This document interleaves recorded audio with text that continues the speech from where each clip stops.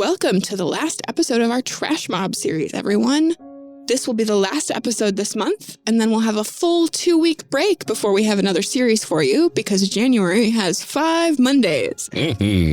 What? Does it feel like that's happening a lot lately? Does it feel like we have maybe because we have to pay attention to how many Mondays there are, but I feel like there's been a lot of 5 Monday months.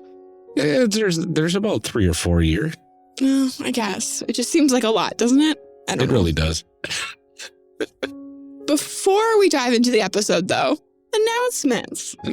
Yeah, first up, we wanted to send a very heartfelt congratulations to James and Mel D'Amato on the birth of their new baby, Project Falcon. They are super adorable, and we couldn't be more thrilled. And that's another podcast baby to add to the network. We've got a few already. And we know James and Mel are going to be fantastic parents with a lot of love to give this little one. So congratulations, James and Mel. Absolutely.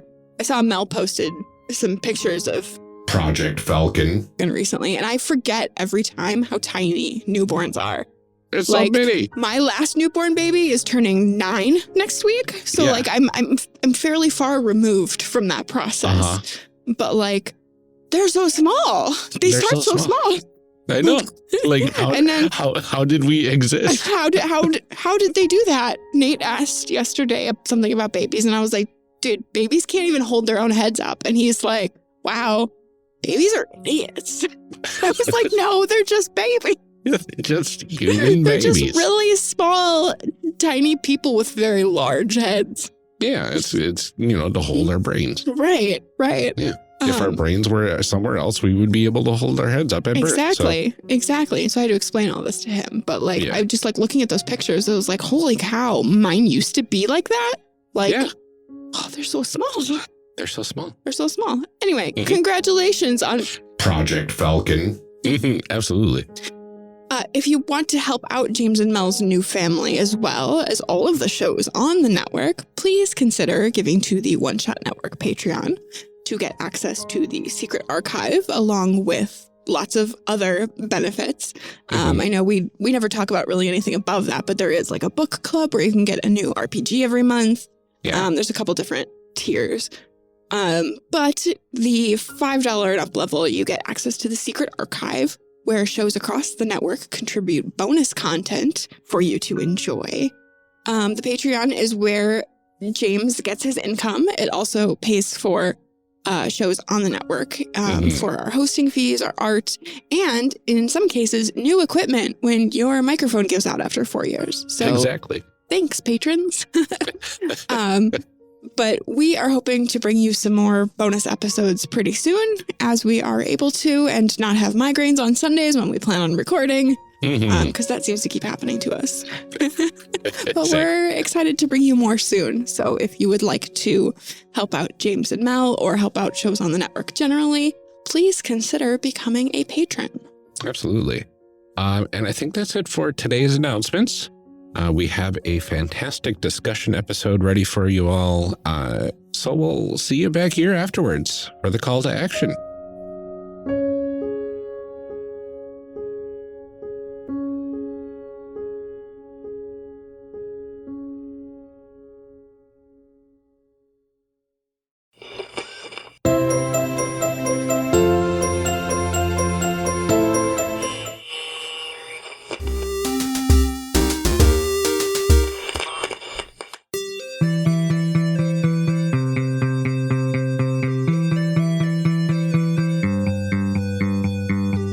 Welcome back to our discussion episode. Last time, we finished our session 0 for Trash Mob. This episode, we are discussing the character creation process. We are very excited to welcome back Melody from Mother Multiverse Media. Do you want to reintroduce yourself to everyone, and also tell us about the character you made in our last episode? Sure. So I'm Melody Wheeler of Mother Multiverse Media. You can find my games on itch, and if you want to, bother me, you can also find me on Twitter. So the character I made, for our little isekai game in the snowy barren wastes, where originally we were all on a plane that crashed together. My name before was Honey Barrington. She was a bodyguard for one of our other characters who will probably talk about themselves in a little bit. So her occupation's bodyguard. And when she awoken in this snowy waste in the what was it? The Cavern of Carved Idols, I think.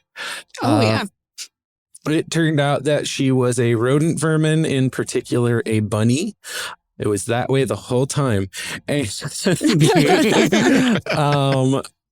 her skills after leveling all the way to, I believe we got to 14 and then we got an evolution. So technically by the end, they are a lower level than they got to, but stronger. So she's level 9. And let's see, her long list of skills has sneak at a 10, improved disease attack 5, improved speed 6, improved muscle 10, resist disease 5, humanoid 4, natural armor 5, resist bashing 4, resist devour 4, resist poison 4, horde tactics at a 7, magic boost at a 4, and area disease. Wow. So yeah, that was just is a long list of things, and by the end of her bunny monster and snowy wastes kind of career, she is now a person shape. Still got her bunny ears. She got red eyes, and she has a kind of bone armor that she can like grow around her body to protect her from attacks. And she got a name at the end, and we didn't decide on names right away, but what I would hope would happen, this is what I wanted. I have to have consent because it would involve somebody else's character, is when you finally got the magic word skill that lets you name people, there was just a moment of, so how does this work? If I just call her Snowball, does that work? And then just Snowball, name accepted. No! So her name is Snowball. I love it. That's precious. I love it. It's adorable. I love that so much. Oh, amazing. Ryan, tell us about your character that inflicted this horror on poor Snowball. I forgot that there's the video game prompt type things, and that is so good. So yeah, I made originally in my past life, I created Felicia Starfire, a professional singer, very famous, and was going to this anime convention, or whatever type of convention, cosplaying incognito, basically, leaving clues for her fans and whatnot. Got reincarnated as a snow goose. Because what's more terrifying than a goose that can blend in with the snow? You can't even see it coming. You can't even see it coming. Who eventually leveled into a class of sorcerer, became able to speak and read any language. She kind of evolved into the face of the party, with improved charm skill of 10. And getting close to improving her scavenger and grazer and metabolize skills, also at level 10 right now. And then, she was able to get improved magic word at 6, which is level 16 effectively. And I was able to name everybody here, including myself, I assume. So I gave myself the name of Anka Starfire, because Anka is the Latin word for gander, and Starfire is my last name from my previous life. So, and it sounds really cool together, I think. So, yeah. I mean, ultimately, she wants to throw fireballs from her mouth, and what's more cool than that? It's what every goose secretly wants. I know. We know it. Amelia, how about your character? My character started out as Lydia Frost, headed to this convention as World Yu-Gi-Oh! Champion for the competition before the plane crashed. Yep. woke up as a snake, an incredibly deadly snake. I have, I just took all the attacks, honestly. I have improved poison attack, acid attack, disease attack, and also later on, what you want in every snake, a little bit of a necromancer. A little bit of necromancer, yep. Yeah, so I can also summon haunted items, which I would like eventually to be Yu-Gi-Oh cards. I would like to be able to like find a deck of Yu-Gi-Oh cards somewhere and just like summon the things that are on the cards. Or make your own, right? That. Yeah. And then my name ended up being Aeon. Because it's just a really cool snake name. Yeah. When we took our sort of like humanoid evolved forms, I like to think of this character as starting to resemble the Naga that you see on the old school L5R cards. I'm not going to go all the way to teleporting sexy lady snake because I think that is a bridge too far, but like we're headed in that direction, and I just want everybody to have that visual. That's a goal. That's a goal. The goal is to eventually become a teleporting sexy lady snake. Yep. Like in the collectible card game, Legend of the Five Rings. Absolutely. Which my character is probably also good at. You got to be, right? Yeah. Yeah. Maybe I should have been the world L5R champion, but it's not really, they're not really doing tournaments anymore. So. No. Yu-Gi-Oh is way cooler. Yu-Gi-Oh is close. I'm just saying. Yeah, and I forgot to mention that my humanoid form is picture like, you know, classical, but not like too classical angel of humanoid, wings on the back, beautiful white wings on the back, and then to replace the head with like a anthropomorphized goose head. And as I said before, there's nothing terrifying. angelical about that. No, I could just imagine the silhouette like from behind of like this like beautiful wings spreading out, and this neck, and then it turns to the side and is just like honk. Yeah, the dulcet tones. Oh, amazing! Of an angry goose. Uh-huh. Well, let's go ahead and dive right into a segment that we are calling D20 for your thought. D20 for your thoughts? So in this segment, we talk to our guests about their thoughts on the character creation process and how it relates to system, other games. But first, our cliche question. How did you get here? How did you start playing role-playing games? How did you start designing games? How I got into role-playing games. So like when I was young, you know, I'd play video games and I remember seeing stuff in the background and not having the ability to grab it with the character and that driving me up a wall. Like, but it's an axe. It's right there. I should just be able to take it. Why can't I do that? There is so much stuff in games that you can't interact with, and it's maddening. Right. And so, you know, flash forward quite a bit when I discovered role-playing games were a thing. I started with card games, and there was a card game called Rage that was based on Werewolf the Apocalypse.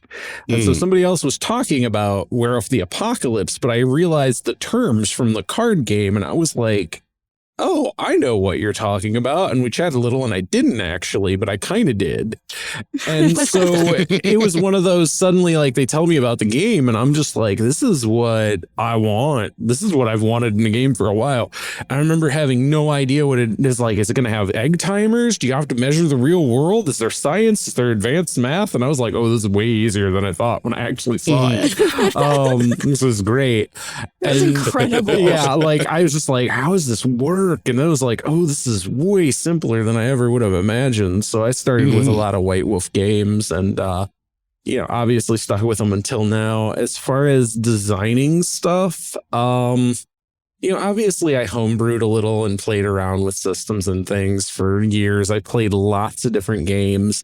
And at some point I came across this idea of doing a game about a meta game. There was a book I wrote called Vector Attack of the Meta Pirates, and is basically about a meta-dimensional pirate who is an NPC in a role-playing game who is self-aware that they are an NPC in a role-playing game, and them traveling literally between settings and games to interact with people because that's the only time they're real. Is when people are thinking of them. And so it became it's a really weird campaign. I wasn't able to get people to really sign on with it, but it had so much design stuff in it that I learned a lot just making that game. And then COVID came, and at some point there, I hit I'm going to make things again. And then I made a lot of things for a little bit. And then I went back to work, and I made almost nothing but Trash Mob over that time. And here we are. Wonderful. So what do you look for in a system as far as character creation? Like what pieces need to be there for great character creation to happen? So I had a kind of theory about, like, when it comes to games, how do you put yourself into the game? How do you interact? What is your way of personalizing it? Because if you have a video game like a platformer, right, nobody looks at the screen and goes, oh wow, Mario is doing so well. Like, nobody does that. It's, oh, that person is doing well, and that's because their input is going into the controller, and that's how you put you into the game, is you have control on that. In a role-playing game, though, like, you roll a dice. You have no control over what the dice does. You can make decisions, and that makes you do things, but you have no control over the dice itself.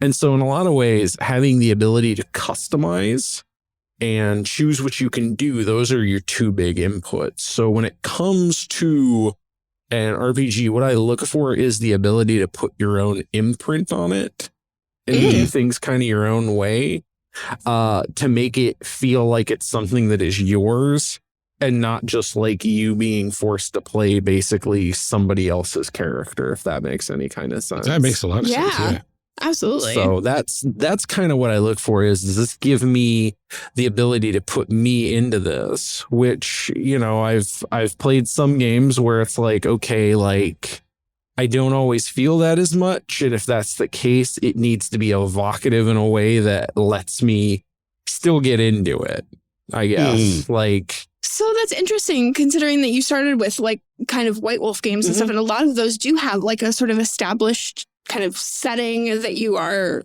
working with. Some of them have kind of like a meta plot happening depending on the game. And so it's like, is some of that desire, like, from playing those games and wanting more out of that, or just like, well, is like a personal preference that you found over time? It was more just like the revelation of, like, okay, where do we get ourselves into it? How does it become something that is ours, and how do we get the enjoyment out of that? And I'm like, it's a certain level of getting yourself into it. That being said, like, creativity in a vacuum is hard. The tyranny of the blank page is difficult. Having a system gives us a skeleton that lets us kind of hang our hat on it. And then as far as, like, what I'm looking for in the system of, like, trying to personalize, I want options that let me kind of put my own spin on how it works, or how I approach it, or to put more of my own personality in. You know, let's talk about a game that I do like, but D&D 5th edition, right? Yeah. Like, I think it was way better than a lot of previous editions of D&D. You pick a background, and your background can then be with any kind of character class, with any kind of, you know, ancestry you pick out. And that's cool because, you know, it's like, before it was like, you're a fighter. Well, you're dumb. You just are. Right. Like, you don't get a choice. And then it's like, haha, scholar fighter. I'm smart. You know, like, so you got to expand your origin a lot. But what didn't feel as great was that after a certain point in character creation, I look and I'm like, if you're not playing a spellcaster or certain classes that have a lot of options, you basically just kind of grow and have no choices to make. You don't have input anymore, except for every once in a while you get to, do I choose an attribute or do I choose a feat? And that made me kind of just tune out on it, especially after I played Pathfinder 2e, and it's suddenly like, I get to pick stuff every level. And even though some levels are less exciting than others, like, at least half of the levels are real exciting because they're your class feats and you get really cool stuff out of them. So like anywhere where you get choices and the ability to kind of play the game your way and make it feel like something you want to do, I think that's the good stuff. Oh, absolutely. Very cool. So how do we think that character creation in Trash Mob stacks up against some of the other games that we've played? I want to know, particularly for you, Melody, were there specific things that you were like, I want this game to have because I don't see this anywhere? Yeah, there were certain things I definitely wanted to have. The whole leveling twist thing for as you build, I wanted that because I wanted because, you know, like the other thing I like out of games is like a certain sense of surprise makes things kind of fun. And so suddenly you're like, ooh, piece of candy, you know, like it's good. Yes. Like, ooh, dopamine hit. I just got a choice between two cool things. And this is the cool thing I'm going to grab. I think the other thing, the other couple things that I really enjoyed with doing it, I like underdog stories. So playing a weak monster out the gate, something I wanted. And then the idea of having skills that are tiered. So even like a skill that seems kind of not all that great, the fact that, well, but once you've built it up enough, it starts to do really epic stuff. I really enjoyed that because it kind of... Yeah, I know that scratches an itch for Ryan of that long-term thinking of like, I had to kind of plan it out a little bit. And, you know, Ryan loves that. And the capstones, the crown skills, those were, I didn't think of them at first, but then eventually it hit a point where I'm like, there's something missing and I don't know what it is. And it was that whole, like, there's not really something that hit in the way that said, I am like, you know, somehow above the tier I was at before. Right. Because if you were to kind of measure out like the, you know, relative ranks of play, you've got your weak monster phase where you're just a little thing and you've gotten, you know, some good skills. And then you start hitting your evolutions and you start building those skills up. And now you're getting them into ranks that are improved or greater where you're doing bigger stuff and, you know, it's more effective. You get new form and suddenly you're like humanoid again. It's like if you didn't have that at the start, like if you play a small humanoid, you get a head start on that whole system of crafting and building and, you know, socializing and stuff. But, you know, you get that and it's suddenly like, okay, cool. Like now there's a whole social aspect of the game that opens up for me along with a crafting aspect. And then you hit the tier where you get Apex and the crown skills. And suddenly it's like, and now I am probably a nightmare walking the earth, able to change the world with my very presence, because all of the crown skills are busted good compared to a lot of the other things, and with Apex give you access to just this massive amounts of advantage where you can literally change the world and the map, and that's pretty cool. That is pretty cool. Yeah, I like this feeling like you're getting something new every time. I know when we talked to it was Grant and Chris when we talked about that, like one of their design philosophies is no dead levels. And, you know, not having that feeling like, oh, okay, I don't get anything cool until, you know, 4 levels later and I have to just like hang out and wait, in which case you're not really leveling up then if you're not getting anything for it. And so it is satisfying, even if it is only +1, to just kind of be able to have a little something. But it's not everywhere. It's not a guaranteed +1, you know, it's like every level has the potential of being epic. Right, which is really cool. Yeah. And yeah, like the character creation itself is very simple. It's nice to I love that table at the beginning of like you did D4s and you created random tables out of them. Yes. And it was pretty straightforward. And then you got some cool skills and got to have a decent like view of kind of what your character's turning into based on those few things right away. Yeah. Which was interesting. But you also get that, like, before we started doing the advancement part, you get that like confusion of like, where's my character going? Like, how would this play out? Like how would my character survive in this situation? It's like, you just don't know. because this is like, if we three doing this podcast right now somehow got blasted into another world, we would be like, well, okay, first, what's going on? And B, why do we sound like animals?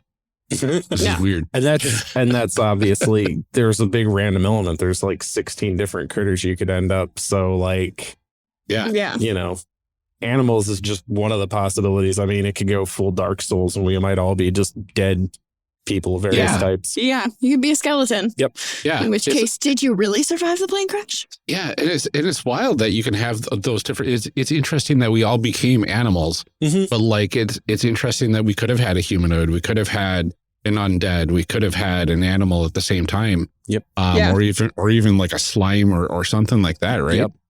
And then you could have this motley crew of like survivalists trying to get through and eventually becoming either saviors or destroyers of this world that we've become in.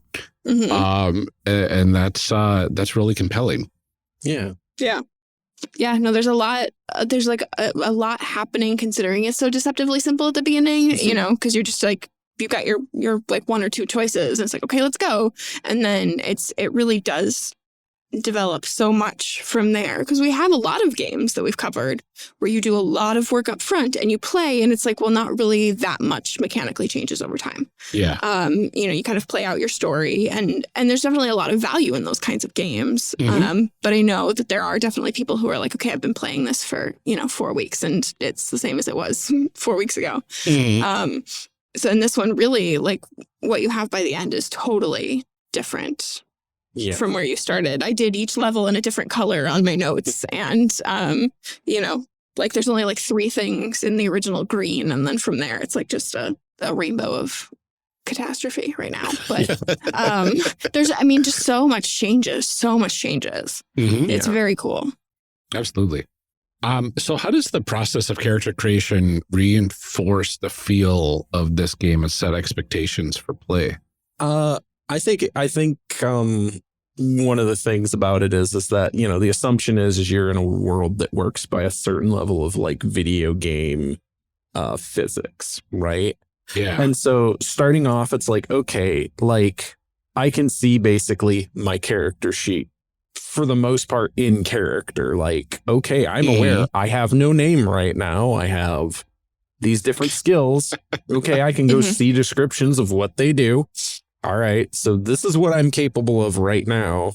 And then from there, you're approaching the world with a certain level of knowing there's these video game mechanics. So you go and see a group of, let's say, the first thing you run into is a group of level 6 zombies. And they are instead of like a small group, it's a full swarm. And you just go, nope, I am not going to be able to fight that right now. We are not doing that.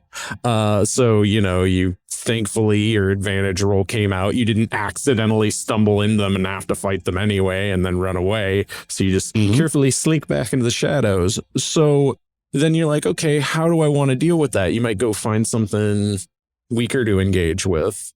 But you could also go, okay, I'm going to sit and I'm going to study this horde of zombies and I'm going to figure out how I'm going to take them out. And, we're in an icy wasteland. Like, we're going to lure them to this lake. We're going to lure them to this lake and let them fall through the ice. It's like, okay, cool. I made a really good research roll on this idea. And suddenly I have frost attack and it's like, never mind, we're bringing the lake to them. Or you do a skill grind and suddenly you're like, okay, this skill is now good enough. I should be able to pull off something. And so there's definitely a level of like leveling yourself up in a tactical fashion for your survival story. And that being an in-character action and not just an out-of-character, like, how do I cheese the system? It's like, no, really. Right. In the game, you should be trying to cheese the system a little because you're trying to live, not messing around. So I think that just brings a different kind of aspect to it because character creation and character leveling is part of your in-game experience. Absolutely. I can imagine that the character creation being kind of that transition point once you create your original character and then explain how they died.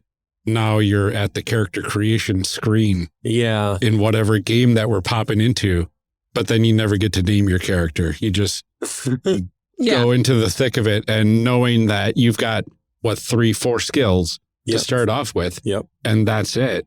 And what type you are and all that sort of fun stuff. It's like, goodness, you know that you're in for a wild ride when you don't have too many options at the beginning, and you know that those options will eventually be coming. Yep. Yeah, it's definitely truncated at the start.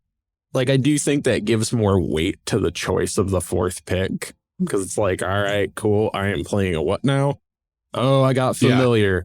This is great if I'm social and terrible if I want to do anything else. Okay, cool. My fourth pick is going to really matter, because if I want to be combative, I'm going to need to find something that supports that. And, you know, so taking that fourth pick, it's a world of difference because the skills are so very different. Like, well, the difference between whether you fly or not, that's a pretty big character difference. I mean, so it's I don't know. It's small, but I think it works. I think it's weighted. Yeah, absolutely. Yeah. One of the things that we like to talk about is the character sheets and the design of the character sheets, the way that they're set up. What does that tell us about playing? And we think about something like D&D, where it has, you know, your stats and things like that, and, you know, a very specific spot for your weapons and things like that tells us that we're doing a lot of combat. Right. What do you think, as far as your character sheets, what do you think it tells people about the game? Were there specific things that you felt like were really important to have up front and like in big bold letters, as opposed to other things that you decided not to put there? I wanted to try and make it so that the system was accessible as possible for somebody who is new and didn't know it inside out, because I've been playing around with the system for most of a year now, and so like some of it I can do purely from memory, but if you've not done that, you need a way to kind of organize things. So the first sheet, we have the previous life, current life thing. And that's kind of just your good starter point. There's a press start sign at the top, and there's sort of a blue grid in the background, and I made it look kind of like a video game selection screen because I want to get that feel across. So like, your previous life, current life, you have the name before, your job class, and why you died. You know, scribble as much in there as I guess you can fit. And then current life, you skip over name, you put in your type, your form, your level, and your starter skills. You can put in a picture if you have access to one. From there, the pages get a little bit samey, but I tried to make it so that certain things could be easier to access. Second page kind of has a diagram of health levels to make it easier to kind of know what you should or shouldn't have. Because if you're a higher level than an enemy, you get like a bonus health level for those fights. This abstraction is there because, well, I do not have like a full, team to develop an entire MMO for me. So instead, I would rather have an abstraction of going, okay, this, you being higher level and having an extra health level, that's representing the fact you have like 10,000 extra hit points. And if you're 5 levels higher, you get 2 health levels because you're that much more. And then from there, you start getting dice penalties as your body starts kind of, wearing out, unless you have one of the skills that gives you the like free health levels that don't have any penalties associated with them. Below the health levels, we have an attack die pool and a defense die pool. And you'll kind of notice that there's numbers on those that sort of how much are you getting out of it. Basically, any one of the categories can give you 0, 1, or 2 dice, depending on what you got. So if you have a high enough a level of an attack skill, that'll give you 2 dice. If you just have an attack skill, it'll give you 1. And if you have no attack skill, you'll have 0 for that part of the die pool. Okay. And so without getting into crown skills,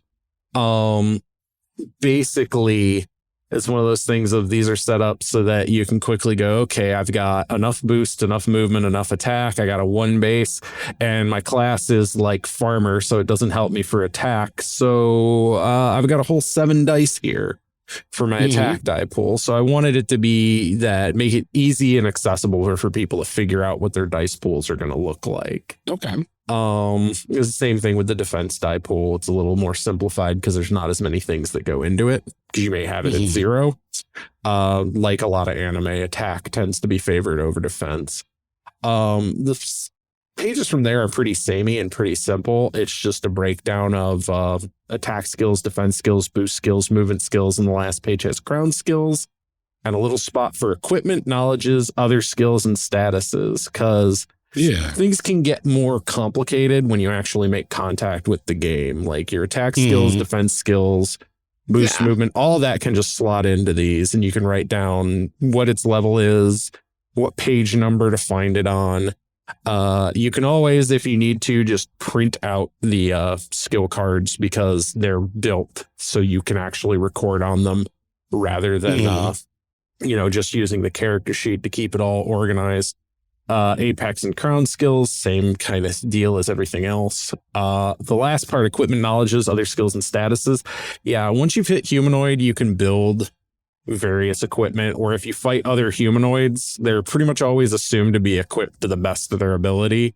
So if you beat them, you can jack their stuff and start using it, obviously. And same kind of thing. Knowledge is if you do research rolls, in some cases you can gain a specific kind of research role. You need to find either a intelligent monster settlement or a peaceful land to do studies in. But you can get permanent knowledge skills that then give you bonus dice in certain situations, or basically crafting formulas that you no longer have to it's no longer a chance of whether you build it or not. You can build it as long as you have the stuff. And there's a couple different statuses that also kind of come up in the game because some things will give you weird bonuses that actually stick around, or weird penalties. One of the, for instances, is if you get taken out, like if you lose a battle, there's okay, how did you actually survive instead chart? Because almost every isekai protagonist has been saved by luck at least once. And if the game has just hosed you, like that was all really bad luck. None of that was my fault. I want to keep playing. You can roll in this chart for something that manages to save your butt, whatever it happens to be. And, one of the entries has you've survived somehow, like everything leaves you for dead, but you have a semi-permanent injury status that doesn't go away until you find a healing shrine, or you find, or you get an evolution or something else to fix it. So there's different things you can get that stick around that aren't just the normal skill system. And so that last little page is for those kind of things. Cool. Nice. Yeah, I loved, because when I first saw the character sheets, it really has that 8-bit role-playing game vibe to it, right? Yep. Which is, if I'm going to be playing this constantly and I'm looking at this like 8-bit video game, I'm constantly going to be reminded I'm playing the role-playing equivalent of a video game, right? Which really would get me into that meta mindset of, all right, if I were playing an RPG at this point, and I know there's a boss coming up ahead, I'm going to need to grind a few levels before I get to that boss. So let's go find some forest area with whatever creatures that can buff us up a bit and just grind through some of them.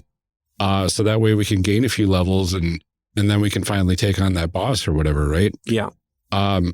So, I mean, just looking at the sheet itself is telling me that you're going to have those sorts of experiences playing this game, which is really, really cool.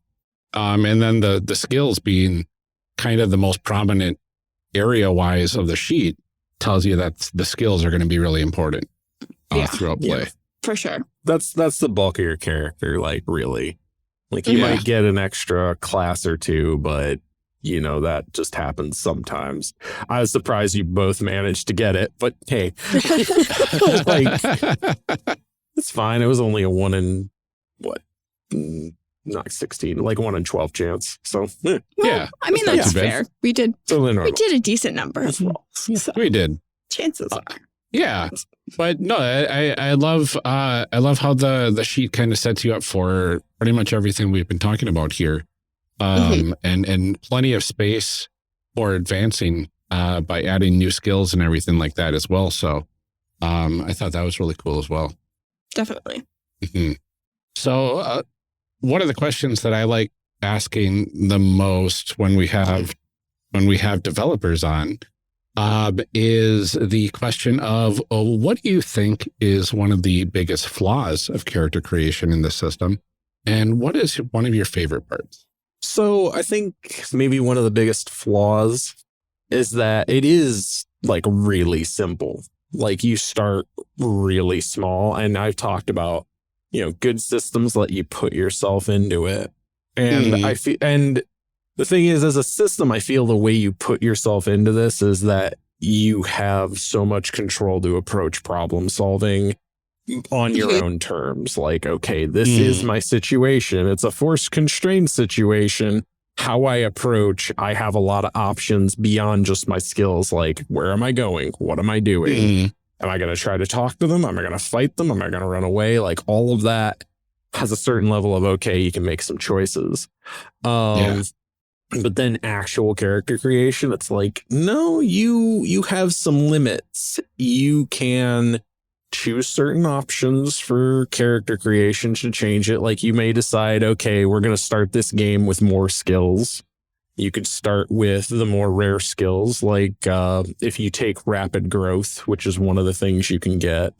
You're like, okay, I want a shorter game. Like, I'm going to take rapid growth. So these leveling rolls, I'm going to start getting the good stuff real soon. Or you can take one of the crown skills in Apex and be like, no, I want one of those cool cheater powers out of anime that they start with where it's like, I'm going to win anyway. Like, heck with it. Yeah. I did rebuilds of a bunch of different anime characters on Twitter last week, and some of the more powerful ones was Rimuru Tempest from that time I got reincarnated as slime. He is probably easily 3 to 4 times as powerful as a normal starting character, just out the gate without any extra modifications. Like, you got extra resistances, you've got the knowledge crown skill, essentially. Have a level of Apex because you scare people. You also got to have magic name because you do all this stuff. Okay, I got the sheet to get. Wow. That's a much bigger jump. So if you're going to go for that, you can just add more on. But I do feel it's one of those. You're also, to be fair, that character montages through what may essentially be your entire first arc of playing this game. So, it may also ruin your experience to throw too much. So I think maybe that's the weaknesses, is like just your initial inputs are very, very focused and limited. So there's only so much customization you get out for the start. And that makes sense, right? Especially if you're hopping into a 8-bit or 16-bit equivalent of video game RPG, where they literally only give you 16 options to start with, and that's it. Well, what can you do? You get what you get. That's true. And then if they've in those old games, then you can do the customization post character creation. It's funny because I started a game recently. Restarted a game. Is playing Borderlands 2. But I remember this being okay, there's a bajillion different guns and I can have my loadout all these different ways. And then I start and it's they hand you one gun, you have 2 weapon slots. And I was I don't even have grenades yet. Where's all my stuff? And forgetting that because I'd played through it and played through the DLC and was level 100 or whatever by the end, forgetting that when you start the game, you start with nothing. You can't have grenades. You only have 2 of the 4 weapon slots that you eventually have. Your backpack carries 3 things that you don't start that way. And I remember it being this there's all these choices. It's Oh, no, there's not actually. Not until later. Not until way, way later. So like it does feel like that, though. You know, you start and you have those 4 things and it's like, off you go. Hope for the best. Oh, you also asked what the favorite part was, didn't you? Yes. Okay, I think my favorite thing is the Gestalt kind of storytelling that goes down, like when you've got all the elements in place. Like I described it almost like, you know, it's like a prism or a lens that you're like focusing in and suddenly the picture comes out and you're like, ooh, that's really cool. Like, you know, you start off with occupation, you're like, okay. And I did this as an exercise. Like, I'm pretty sure you get something cool out of this when you just dial in all the things. And I was like, I'll just test it once. I was like, okay, I'll start off with a profession most people wouldn't think is all that great. And I was like, garbage man. All right, cool. So, you know, this person's going to take out trash.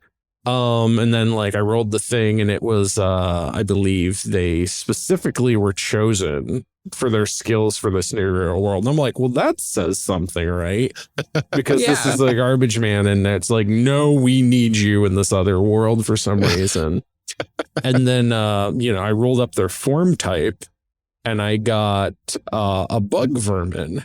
And I was just like, wait a sec, like they're a garbage man. And they're a bug and they're needed. And then I was like, they should be a scarab because scarabs are like recyclers, right? Like they you know, break things down. And I was like, you know, they have a certain sacred like context to them. And then it turns out that it was going to take place in a demon city. And so I just got this kind of idea of, okay, so this guy was a garbage man. He was having kind of a rough time. He literally gets buried in trash in like an accident.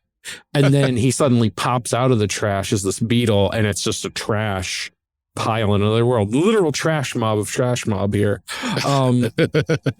And then, you know, from there, they're this scarab and, you know, like you could already see the pieces kind of coming together like, oh no, like you have the sacred duty of recycling things. And I have this feeling like they were probably going to just go around and like annihilating undead and, you know, other things like that to render this world righteous. I'm like, no, this sounds great.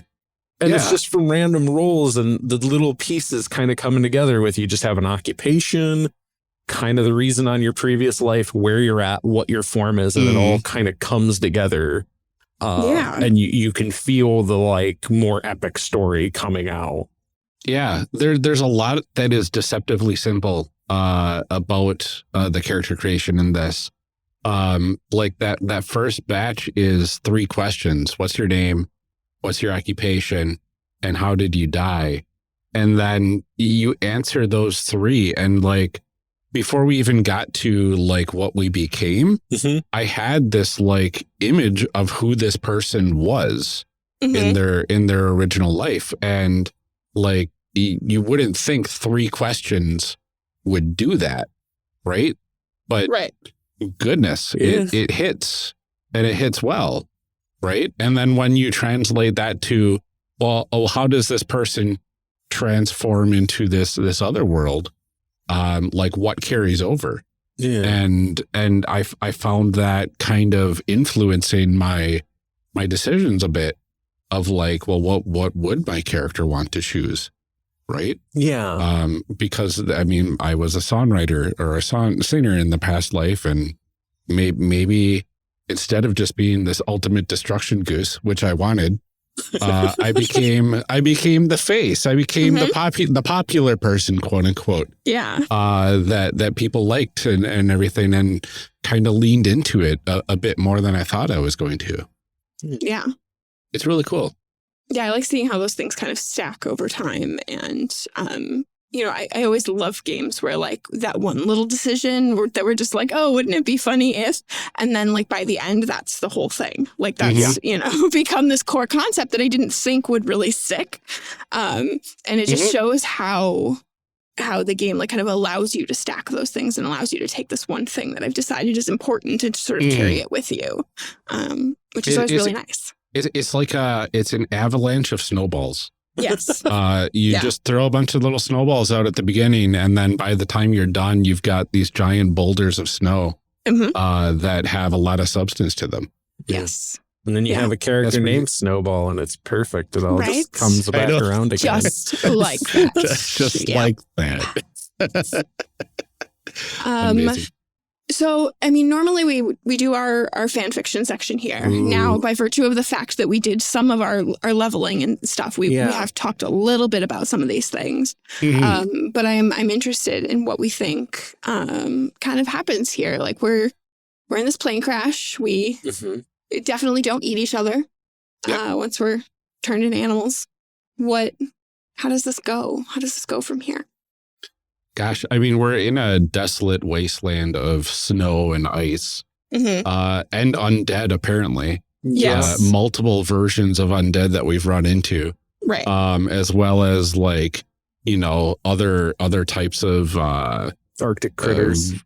Arctic critters of sorts that are not safe, like disease or poisonous. So we've got a bunch of resistances from all that, right? Yep, we did. It Yeah, feels, definitely not from me doing those things to you. Mm. right. I mean, it feels like we were on the run for a bit, right? Right. Yeah. Just trying to scamper along and survive. Mm-hmm.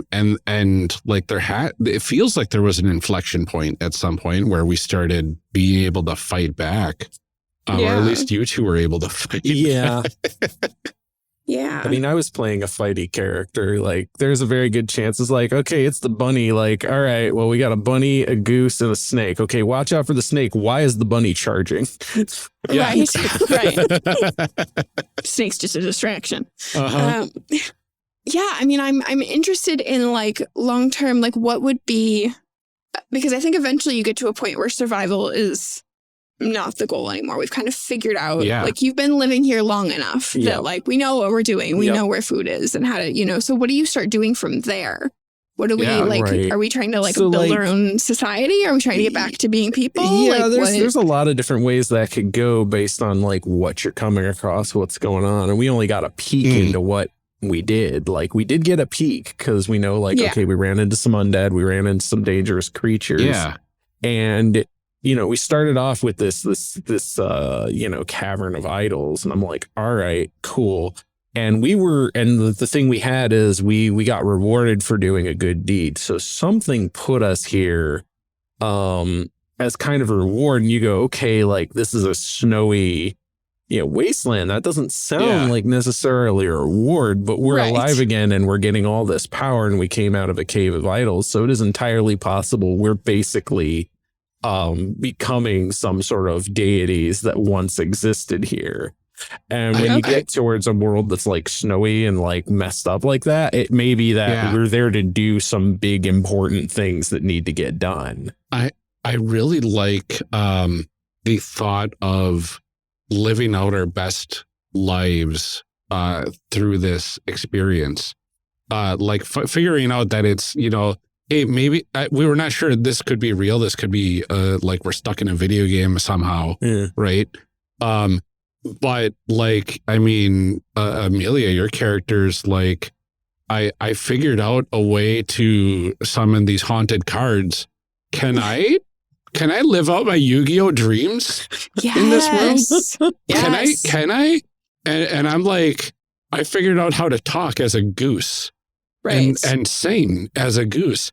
Can I become like this world's foremost like goose idol, right? Like goose singing goose idol. And you managed to become strong in like one of the the most like scared creatures, right? Yeah. So they've become a terrifying battle bunny by the time that was getting around to the end with incredible bunny strength. Yeah.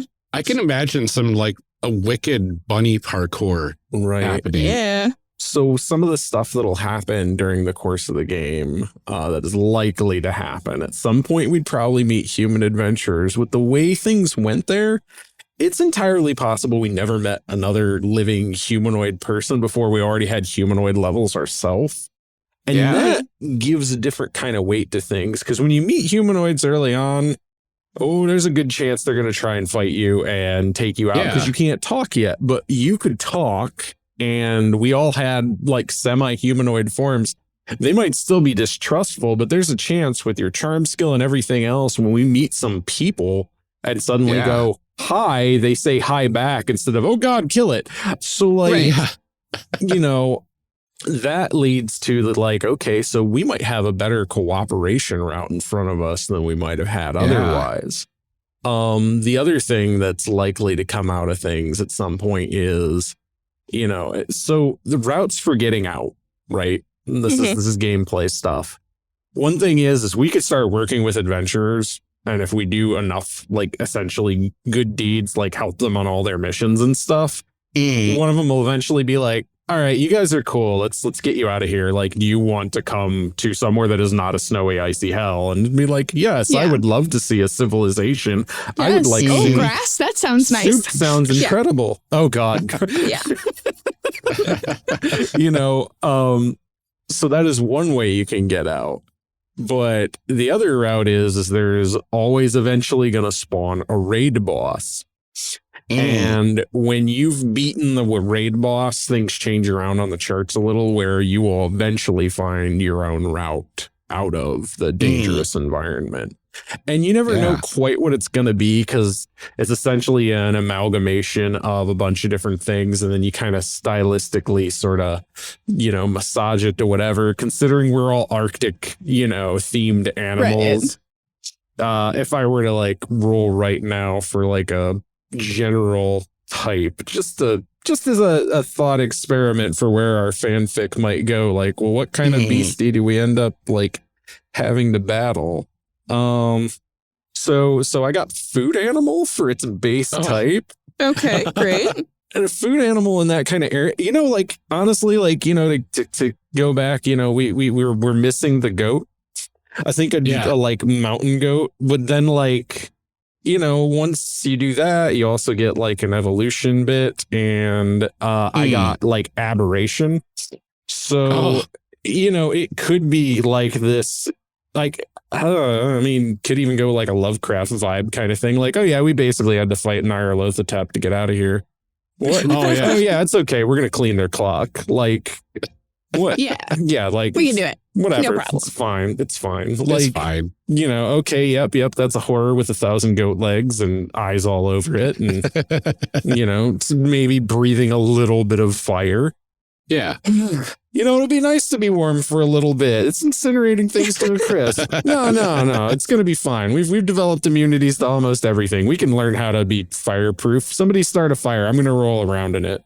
Right? Like, oh man. So yeah, eventually we probably slay this terrifying abomination living out in the snowy wastes. And then once we've done that, you know, depending on the friends we've made or not made, probably move on to where we'd kind of fade out and go, okay, that's the end of season 1. Yeah. Oh, absolutely. I like that. There's kind of a ending point that you're working towards. Yeah. Which is really interesting, because like, you know, a lot of different role-playing games, you can have an ending point to the adventure, but then a lot of people play sandbox style, where it's just like it goes on forever as long as you can think of new things. I mean, you can, like, there's nothing that stops you from being like, I've found a peaceful land. What are you going to do? I'm going to go get a sandwich. I'm going to get a shower. I'm going to buy a house with all of the resources I have. And I'm going to go back into this thing because I think there's another raid boss in here, and I want to be level 99 before I'm done.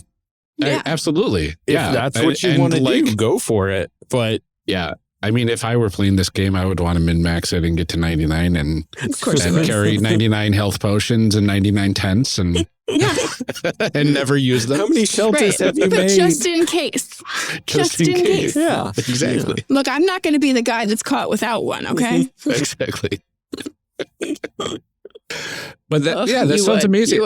I really love the thought of us like getting into this and wanting to live out our best lives, and then once we finally like start getting a hold of that, then this raid boss comes into play, and we're like, oh, well, that throws a wrench into things a little bit, but you know, we've got all this cool stuff.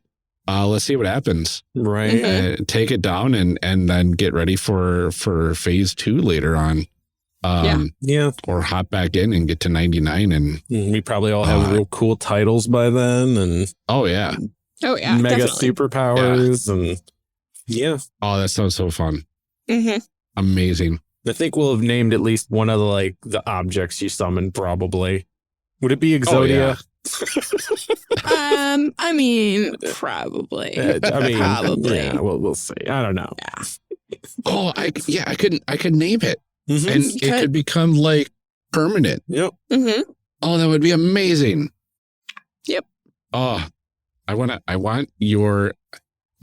to make your Yu-Gi-Oh cards come to life forever.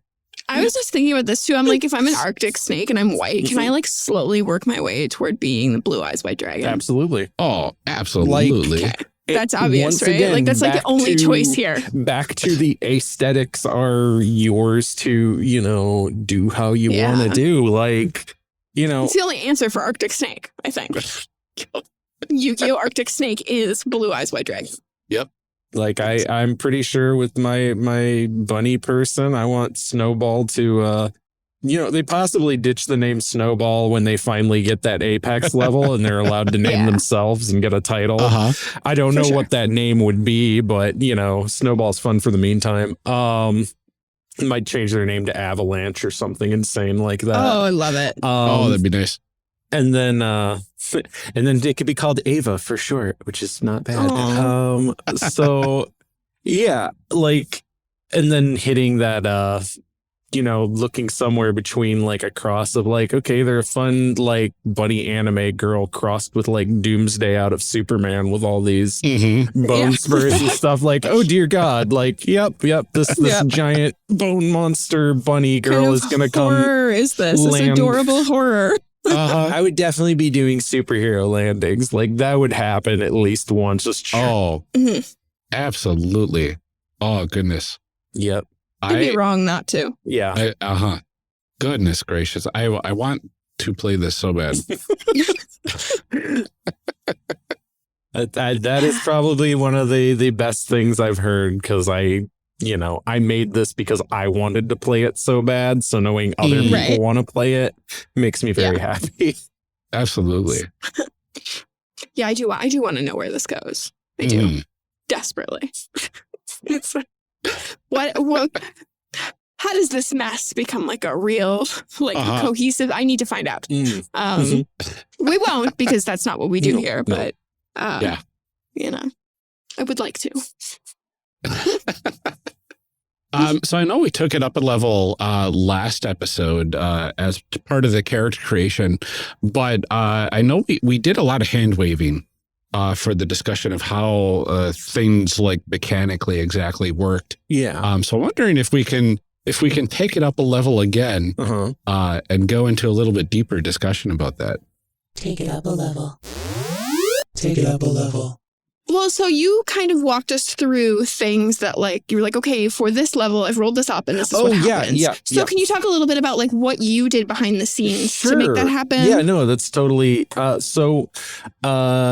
In the book, there are leveling twist charts. And the whole point for those is you roll on them to see what your level's going to give you. And some levels will be good, some levels will be bad, depending on how well you roll. And what happens with those charts is that they affect one another.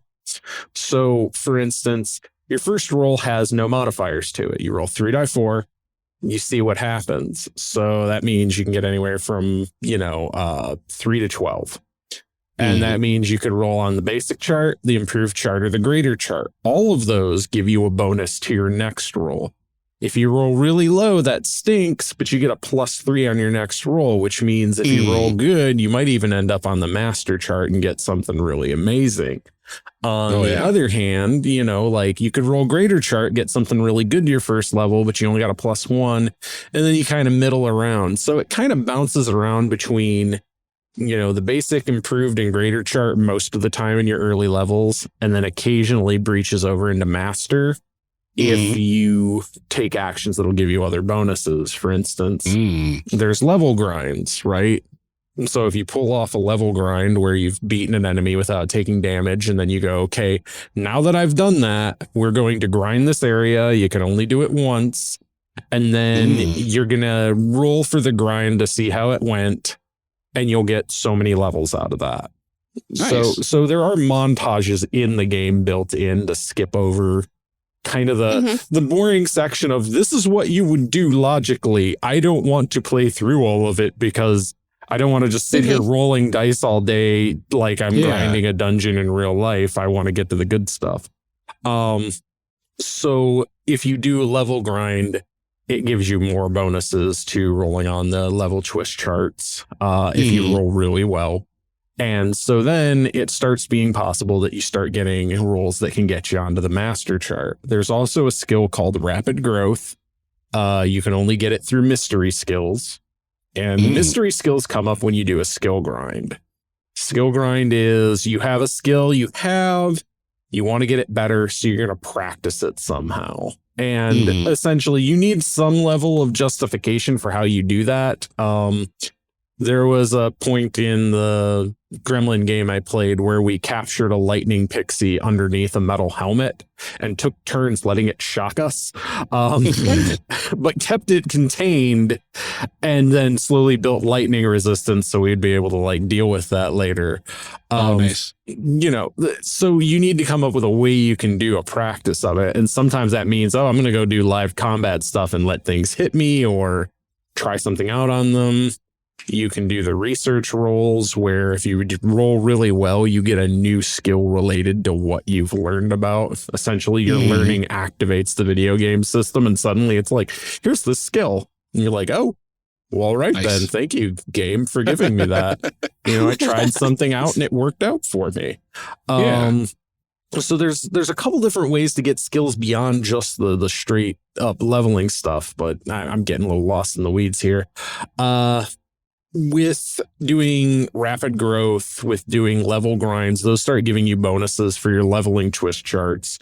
And so eventually you'll go from rolling on the master chart and you might get high enough to hit the ultimate chart. And that's nothing but like the good stuff. Like you can get evolutions, you get a boost to all your skills. You can get new form, which gives you the humanoid skill, 5 to all your original skills, and a new area skill. So that's kind of like where you start being able to take big groups of people because you get that area skill and it starts being like, okay, cool. What's there? Oh, that's a swarm. What's your area skill at? My skill's at greater. Yeah, all those extra health levels it has don't exist to me. I'm going to go ahead and nuke it with my fireball or whatever. Oh, nice. And then, if you roll the best you can, which if you had a bonus enough to get on the ultimate chart, there's a pretty good chance that you'll roll high enough to get Apex anyway. You'll end up getting Apex. What's this entry say? You've begun to become something that terrifies the world. Some call them demon kings and queens, others calamities. Whatever the title, your power's potential is the kind that can raise armies and fell nations. You gain a title and a name. You get an additional level with a +3 bonus on the leveling charts. You only gain that once. You gain a level of the Apex skill and you gain a crown skill. And the crown skills are like, they're called the crown skills for a reason. And I would say that's one of your like most important, choices because by the rules as they are written, it's important to put it that way because, in your solo game, you may decide, no, I want all the power. You can only ever get one of them to the ultimate level. Okay. So you can get multiple crown skills, but the one you get, that's going to be kind of your thing. So if you're like, all right, what do I really want? You're going to want to think on it before you just pick, randomly like, no, I'll just take this. Like if you take knowledge, congratulations, you're going to be like the smartest person in the world. If you take, movement, you're going to be the fastest. This is kind of how those things go. So like whatever you pick, just be sure you want it and it will make your character capable of doing stuff that nobody else can do. That's really cool. And so that's kind of the journey on as far as like those charts go. It builds up over time. You get bonuses on when you hit certain levels to those charts too. So inevitably you'll get them but you just don't know when you're going to get them. I was doing a home game, and I mean, we got lucked out and we got new form real early, and then we got evolution like a moment after that when we rolled one extra level, right?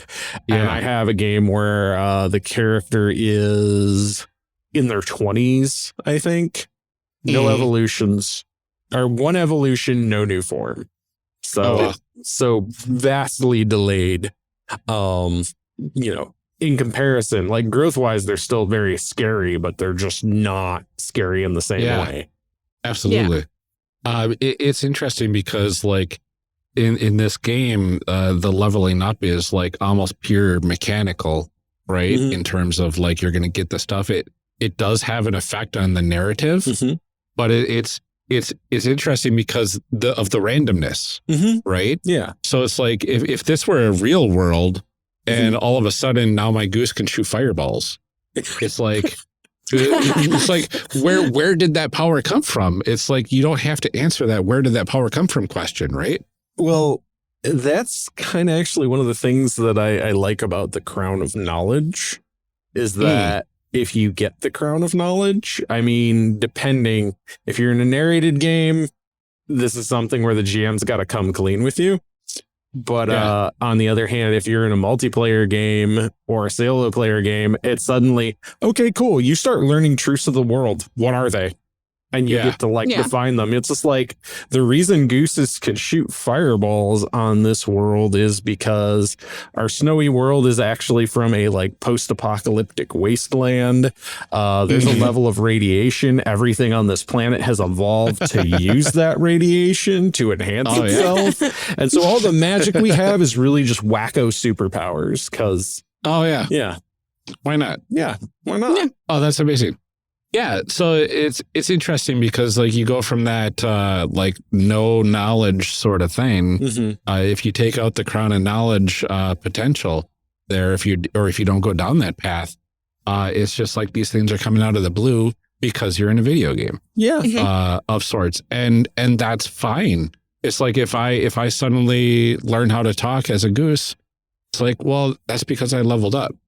And now my advancement has an effect on the narrative. Now I can utilize those new abilities to further the story in a completely different direction than what I was imagining I could do, 5 minutes ago. Right. Yeah. Which is really cool. Like more traditional games, you're going to be like, well, I'm going to level up and I'm going to gain this feat, but it's because I've been practicing doing this thing on downtime and now I've got this cool ability to do parkouring, or whatever, but like here it's just like, hey, I know Kung Fu, the famous Neo line from the Matrix. Right. Well, I mean, and that's some of that comes down to like, your aesthetic preferences again, like how you want to do it. A lot of these skills are made to be semi-generic for a reason and, fully encourage reskinning. Like, okay, the rabbit had disease attack because rodent it generally assumed more of like, okay, like you're getting a filth fever type bite from a rat or whatever. But I could have went like, nope, it's like dim mock. What? Oh, yeah, it's just a martial art technique where they punch somebody and they just punch people like around their lungs or poison their chi or whatever. You can decide like, nope, that's how I'm doing it. Or even rename the skill like, oh, yeah, this is like, poison chi punch. It's not the same as poison, but, it does the job. Right. Because ultimately it's your game and you're building that world and you want it to be something you enjoy playing, feel free to mod it. Yeah, absolutely. Very cool. I love that. Is there anything else that you want to talk about Trash Mob that we haven't covered yet before we head out? Boy, I think the only thing I might hit, because it just comes to mind, is like, okay, we've come up with all these different ways the characters advance, and the only one I left out is there are magical places that you can find on the map. And so like there is a place of miracles of healing, miracles of travel, miracles of materialization, and miracles of transformation. So you never know if you're going to find these or not until you hit the point in the game where you can start doing seekings, which is I have run out of things that that can challenge me on the map. So I'm basically making rolls to find stuff I want to find. Yeah. And, you know, once again, it's a montage thing. It skips over the boring parts and it's like, okay, cool. I make this roll. I make this other roll. Okay, so it takes me 7 days and I find a shrine of, let's say, transformation. And maybe I started off as undead and I'm like, you know what I'd really like? Skin on my bones and a pulse again. I'm going to go into this thing and use a magic resource that I've charged up with a powerful monster soul. I'm going to turn it on. I'm going to go in and I'm going to see what I come out as and hope for the best. Amazing. Yeah. So there's more ways to change around what your experience is and your character, even just interacting with the world, than just the choice ones too. So, so good. Tons of stuff. Very cool. Well, Melody, thank you so much for joining us to talk about Trash Mob. Thanks so much for having me. This was a lot of fun. It was. This was really enjoyable. Can you remind everyone where they can find you online and what sort of things you're working on? Yeah, sure. So you can find me at Mother Multiverse Media on itch, or you can look up Mother Multiverse on Twitter if you want to, you know, send me messages or something. As far as things that I'm working on, Trash Mob's just come out. Plans for the future include a Trash Mob Advanced guide, which will have 48, I believe, more Trash Mob types that you can play. Nice. Yeah, there's going to be a massive expansion of critters in an already very diverse collection. There's going to be more locales that you can play out with some modifications to kind of do different things. If you want the short preview, the game I've been playing, I am a psychic flower in a galactic zoo. Yeah, having to deal with like robots and the fact that nothing has wanted peace, everything's wanted to fight. That's been awful. I've been winning, but dang, it's been rough. It's tiring. I think I finally made some friends last game. Weird floating brain monsters. Yep, nice. Weird floating brain monsters like you do. But yeah, so Deluxe adds just a lot of different modes. It'll add more modes for play. There's gonna be a guide for playing human beings if you're into that kind of thing, I guess. I guess. You know, here you go. In case you want to play a more traditional isekai, here's some human rules with classes and things. Oh, there you go.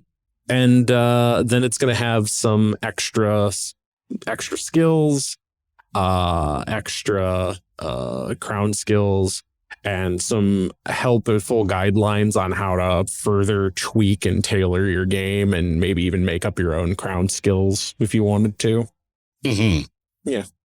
Wow. And after that, there's the Season 2 game, which is Peaceful Lands Deadly Schemes, in which it goes from, okay, you've been in a harsh environment and become this super monster. Now it's how you interact with the world on a greater level. You know, how important people, nations, powerful adventurers, other powerful monsters, and everything else reacts to your presence, for good or for ill. And then how you come to grips with that and how you deal with that. Oh, it's amazing. Exactly. I'm really excited to see those expansions and whatnot, because having more options really is going to appeal to me, and I know a lot of our audience as well. So definitely keep an eye on that. We'll have links in the show notes. So take a look at that too. Well, thank you again, Melody, and thank you to everyone for listening. Yeah, we'll see you next time. This was a really fun series. I can see this game having a lot of replay value. And I'm really excited to see what new options come out of the deluxe version. Be really excited to pick that up and see what Season 2 is all about. Like what happens after you become an all-powerful god. Yeah. I mean, that's really where it's all at, right? It's like, I can work my way up to being an all-powerful cop, but what then? You know? What then? Exactly. What then? Like, what's left for me? You know? So I'm really need to find that out. I'm really curious about that. I would love to play something like that. And goodness gracious, there's a lot of cool options that we could dive into. I definitely think that the randomization of the leveling process really makes it replayable, because it's never going to be, you know, the same. Like, we've talked about that in some games, that like the way that you level up is like, okay, by the end, every person in this class is going to look similar to every other person in this class. And like this game does not have that problem at all. Not at all. Nope. So yeah, it'll be really interesting to see. I'd love to hear like what comes out of it if other people pick it up. Absolutely. A lot of fun. For now, before we let you get to the outtakes and our 2-week break, we have a couple calls to action. First up, as always, if you enjoy what we are doing on our show and want to check out other shows on the network, if you like other shows on the network, if you want to just support the network and the people making these things and get access to things in the secret archive, you can find the One Shot Network Patreon and back it there. Anything of $5 and up gets you access to that secret archive where we have our bonus content that we are hoping to put some more in soon. That is at patreon.com/one-shot-podcast, right? Is that, okay. I always can never remember if it's One Shot Network or One Shot Podcast. Yep. It's somewhere in there. I don't know, just search for One Shot Podcast. Yeah. But you can go check that out. Again, that does help support all of the shows on the network. It supports our hosting, buys us new equipment, and supports the tiny new Project Falcon. And what more could you want? What more could you want, right? If you're here and you don't even like podcasts, but you like babies, have I got a deal for you? I got a deal for you. Absolutely. Another great way to help out any podcast is to leave reviews. I know it's not the easiest sometimes to leave reviews, but I know if you have Podcast Addict on Android, it's actually pretty quick and painless. I've been doing one per day for different podcasts that I listen to. I'm up to day 7 as of the release of this episode. So let's see if I can keep the streak going until I run out of podcasts to review. You'll never run out of podcasts. Wow. I mean, I'd have to keep on listening to podcasts, and I don't have that sort of time. I know. I feel so bad. Like now that I'm working from home, I've just like, my podcast listening has dropped so far down. Like I feel so bad. I know. Sorry, shows. We love you, but I'm sorry. But if you have access to leave reviews on Apple Podcasts, Stitcher, Podchaser, and others, all of those 5-star reviews really do help folks find the show. Plus, it's free to do. So we love free activities. We love free activities, yeah. So you might as well take a few minutes after this episode and do that, especially since we are out of reviews to read right now. Well, and I think, you know, that during this pandemic, it's really hard to find like fun, safe activities to do. You know, like you're just like, oh, I'm sitting in my house. I'm really bored. I've watched all these TV shows. What can I do that, you know, that is safe right now? And I would say that absolutely leaving a podcast review is one of the safest activities that you can engage in right now. That's probably true. You know, it's probably true. So, take that, everyone. Yeah. You know, and there's you know no excuse not to. Exactly. And, you know, it really makes a difference. I left a review for the Venture Maidens this morning, Sunday, the day we're recording this cold open / call to action.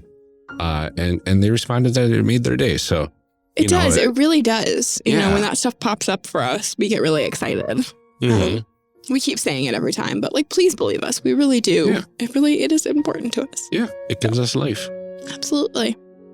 That is all that we have for this series. So please enjoy the outtakes on your way out. Until next time, stay safe, drink some water, get vaccinated. Everyone, please wear a mask. The pandemic is definitely still going on. Please, please put a mask on your face, even if you're vaccinated. Thank you. And keep making those amazing people. We will see you next time.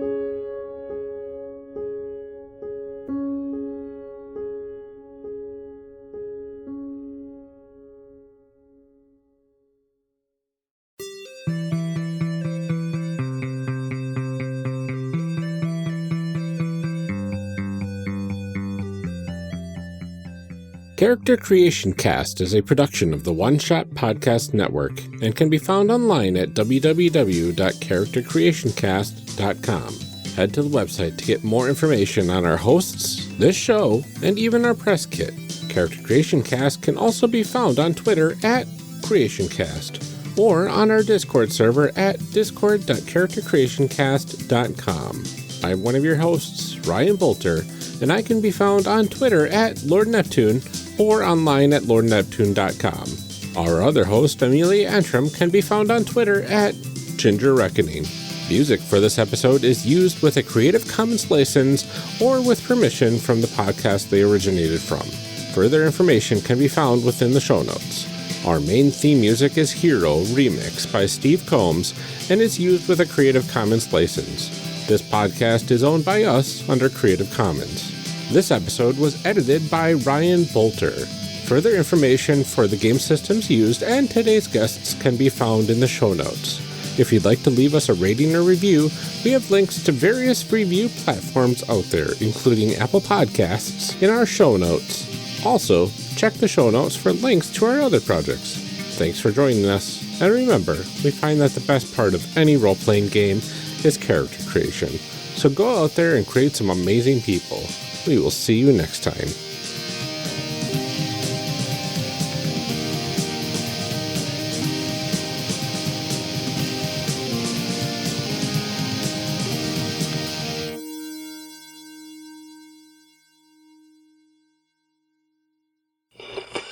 Now we gotta read some show blurbs. Show blurbs. Show blurbs. Show blurbs. Show blurbs. Character Creation Cast is hosted by the One Shot Podcast Network. If you enjoyed our show, visit oneshotpodcast.com, where you will find other great shows like One Shot.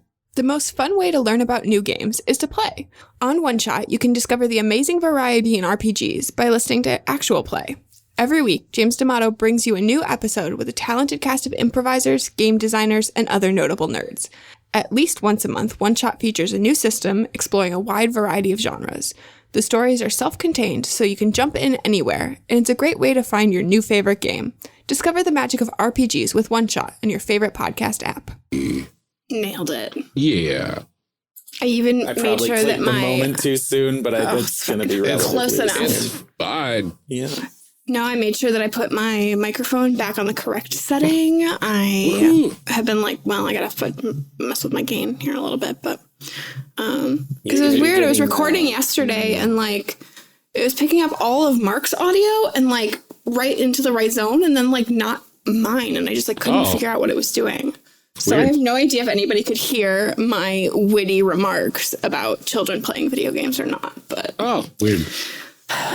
I hope they could, because I had hot takes. Yeah. Did you have it about on like the age like 7 to 15 range? Yeah. Did you have it on the cardioing mode, or did it flop? No, I switched it to whatever. I don't remember which one it is that I usually use, because like the microphone's like on the table, and like he and I are sitting next to each other, and omnidirectional. Do a check real quick. I'm still audible, right? Yep. Oh yeah. Yeah, you're good. Cool. Okay, I've used Audacity before for some projects, but audio can be a nightmare sometimes. Yep. I'm like, okay, hold on. I don't see me lighting up when I'm starting to talk. Yeah. Okay, I mean, as long as check that first. As long as you got and the waveforms. Melody? Yeah, we had that'd be an awful. We had like our last recording though is like the first half of it, there's something messed up with my audio, and then the second half there's not. And it's like I'm the same person, same microphone, same desk, same everything. Same settings. But it chopped off like all the frequencies above 8,000 were chopped off completely. So once you got cleaned up and got rid of most of the reverb, it sounds really tinny. Yeah. It's really weird. I don't know. It's listenable now, but it's not up to normal quality. Yeah. Which is unfortunate. But whatever. It's just so weird that like I don't know why it would do that. I don't know. It's just one of those things. It's computers because they have demons inside them. It's true. That's what everybody knows. That's why sometimes they work and sometimes they don't. And even people who are experts in them can't figure it out. It's because it's tiny demons in there and you did not make some proper sacrifice that you should have. Yep. Well, you know, they've got gremlins too. I can say that is 100%. I know. That's what everyone tells me when I say this. Anybody that like works with computers or are like, yeah, that makes sense. I don't know if I'd call it a demon, but they definitely have personalities and spirits. And if you displease the machine, yeah, some sort of gremlins, something. Look, I'm just saying that, like, maybe Warhammer isn't that wrong. Yeah, I've got a bachelor in computer science, so like, you know, I know about these things. Yeah, see, from a reputable institution that is not at all known for being a party school. Exactly. Wow. Okay. I can't say that part with a straight face. I just did, but it's not true. I know it's not true at all. Here's the thing. I never went to a single party while I was there. I didn't either. See? So I don't know. Maybe it's all a ruse. At Lawrence, but I never went to one at Oshkosh. I think it's a ruse. I think it is too. I think it's actually lies. No, just kidding. I busted lots of parties there while I was an RA. So I know for a fact that lots of people do. They just never invited me. I guess just the probably because I was the RA. No, it's just the uncool kids are throwing parties. How dare you? No, they're not inviting the cool kids. That's the problem. Oh, I see. It's the uncool kids who throw the parties. Yeah, exactly. Yeah. Nice save. That's why we didn't go to any parties. Welcome to Cool Kids Cast. Cool Kids Cast C3. Okay. These kids start with a C. So should I be staring at the notes for this, or should I just listen? No, to you don't really have to. Okay, I've looked at them once. Excuse me, we'll ask the questions here. Thank goodness. I'm asking you a question, right? No, it's fine. A lot of people either throw the notes up or not. But like, yes, a lot of people do or don't. I know it's cool. fine. I think that encompasses everyone, actually, Ryan. All the people either do or don't. Uh-huh. I'm sorry. I'm so tired and I'm being so mean to you right now. It's okay. It's making me laugh. And bringing a little joy into the world is never a bad thing. I'm really happy to see that me making you laugh is not making you cough this time. It's true. I'm done. That's really exciting. I've coughed maybe once today. You've coughed your last. I've coughed my last cough. I can make weird voices without having to expel cough demons. No, it's fine. No, 5 weeks of being sick as of yesterday. And then I stopped taking cough syrup and then suddenly I'm better. So, you know, whatever conspiracy theory you want to pull out of that.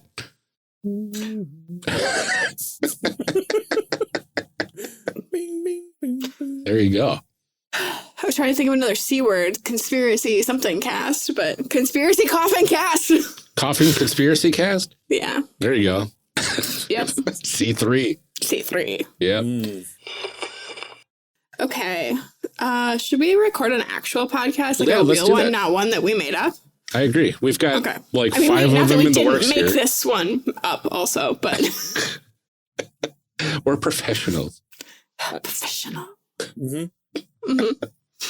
All right. Poor Melody's over here like, I don't know about that. What did I agree to? You're really good friends. I can tell that.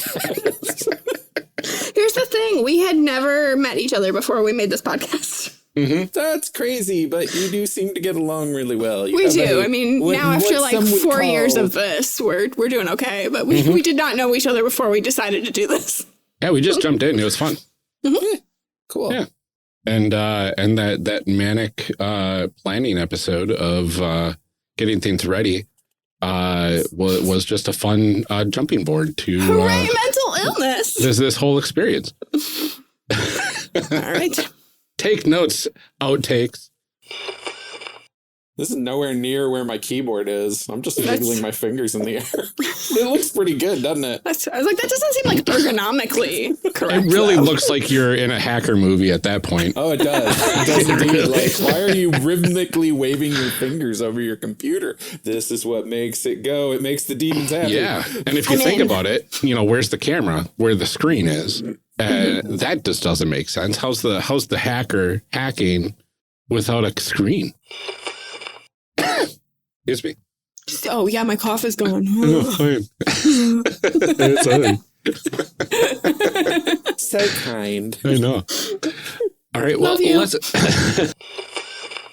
You have to increase the size of my PDF a little bit so I can write on it more efficiently. Yeah, that's fine. Ooh. I don't have a fancy pen. I can write on a screen. Okay, look. I bought it to do a job. And I'm going to use it for my fun stuff. What? Thank you very much. Hey, I'm still doing that job. I So swear. I still have to do that for another year, Ryan. I know.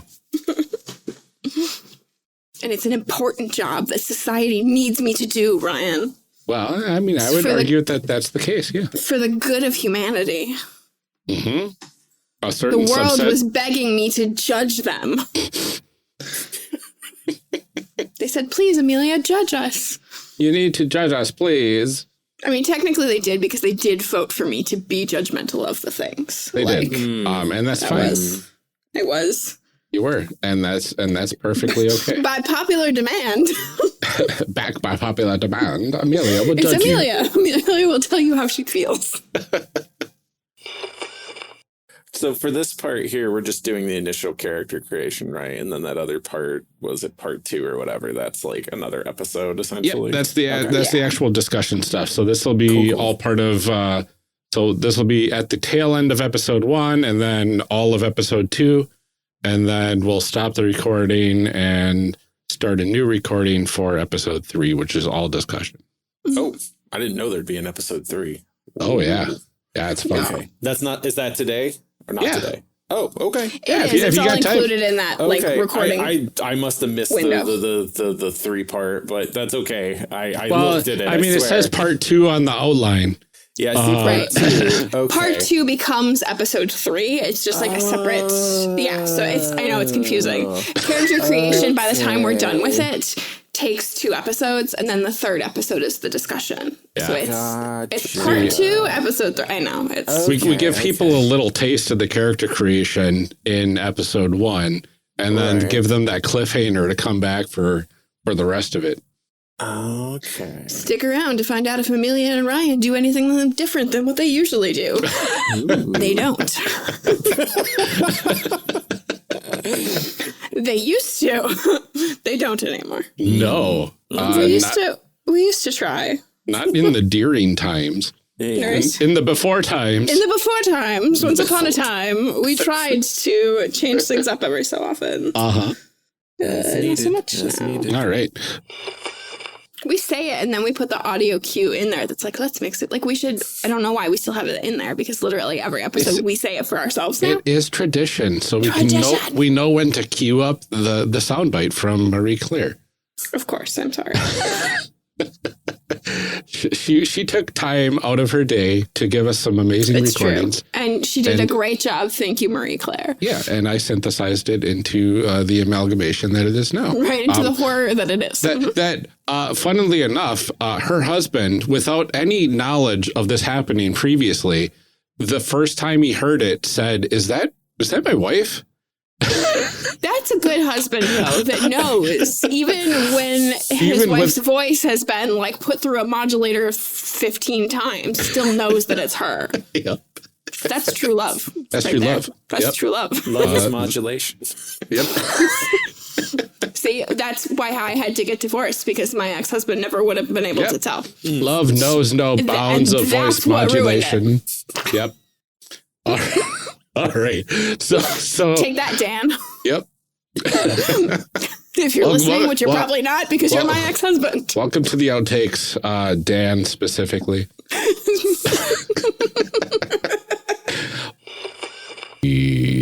That was the first clicky of 2022. Ooh, the first clicky of 2022. Yeah. Starting the year off strong. And I felt like I was like into it. I was ready. Yeah. Like, yeah. I'm really jazzed up for this year. Like yesterday, the 1st, we did some major unpacking and put up some pictures on the walls. This is the first weekend. We have not been sick since we've moved into the house in some way, shape, or form. See, I am not feeling it. Like, I'm not feeling 2022 yet. For New Year's Day, like, didn't do a whole lot until the evening when I decided to, well, not decided to, but like I had plans to go to my parents' house. And right as we were leaving, it was like, what if blizzard? And then I got to my parents' house, and the whole point was to watch Encanto together, which the kids and I have watched like 3 times and loved. And my family was not Encanto'd at all. So that was a bummer. We only saw half of it so far. Oh, yeah. I loved it, but they were not into it. So that sucked. And then we drove home in what was still a blizzard, and what should have been like a 22-minute drive took about an hour. Oh, gross. So yeah, my 2022 is like not off to a stellar start. So well, you know, it's like everybody hates the thing that you love, and now you're embarrassed. You know, like when you show people a movie or something, and like it's like you're like watching them, you're like, do you love it? Do you love it? And they're like, ugh. Like my sister looks at me and she's like, what is this? And I was like, it's like a Disney, like, and Lin-Manuel Miranda, and like, and she's like, I hate this. I hate everything about this right now. Wow. I know. That seems extreme. I know. Like if you like Disney with the songs and the fun stuff. So she was like, she didn't like the cinematography was gorgeous. Right? That's what I said. I was like, she did say at the end, she was like, the colors were beautiful. So it's such a And I was like, the animation film. Is like so pretty. And like, you know, she didn't like Mirabel's outfit because that bothered her. What? Because it has like all of the embroidery and stuff on it that like is very clear that like she did herself, and you know, and Mary's like, it looks messy. And Mary can't handle messy. So like she can't do it. She's like, no, I don't like this. And my dad was just like, it's okay. Yeah. That was like the most enthusiastic response I got was, it's okay. Fuddy-duddies. I know. Oh boy. So yeah, I don't know. I hope that the rest of 2022 goes a little better than that. Like, I'm really happy that it's working out for you. That you guys, I'm really happy that you guys are feeling better because you've had a really nasty time of it lately. Yeah, I mean, we even fought through COVID. Yeah.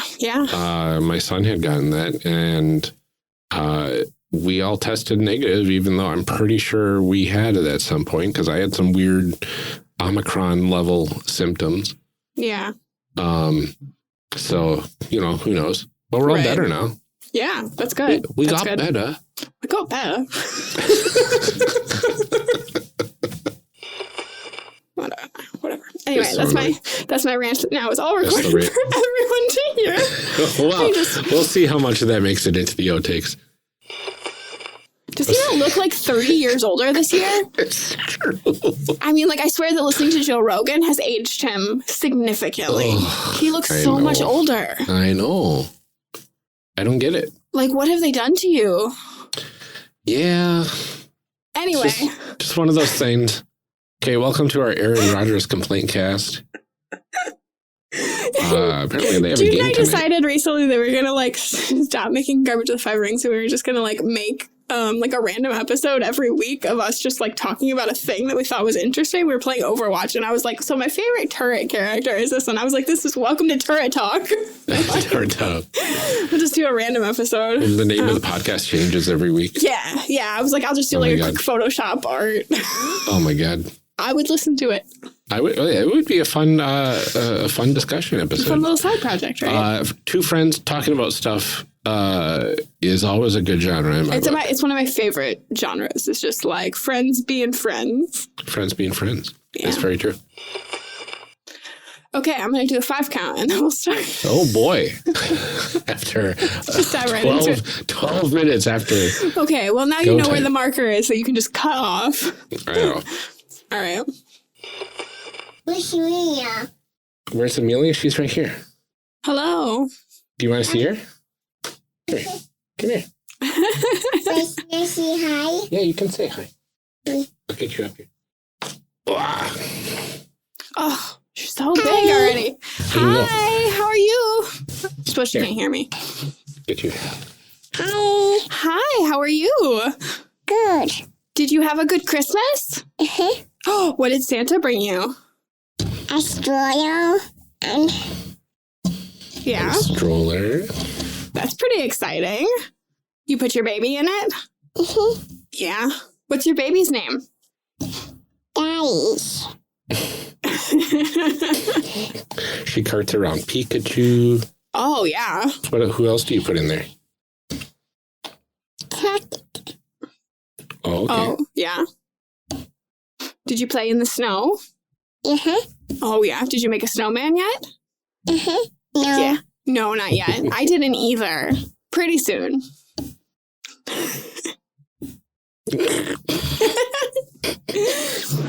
right, you want to say bye-bye? Bye.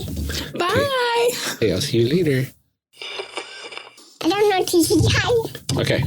Can you say, welcome to Character Creation Cast? Welcome to Candy Shack. Very good. Woohoo! Oh, that's where the stop button is. It's way over here. All right, so we can go ahead and hit the stop button. Stopping now.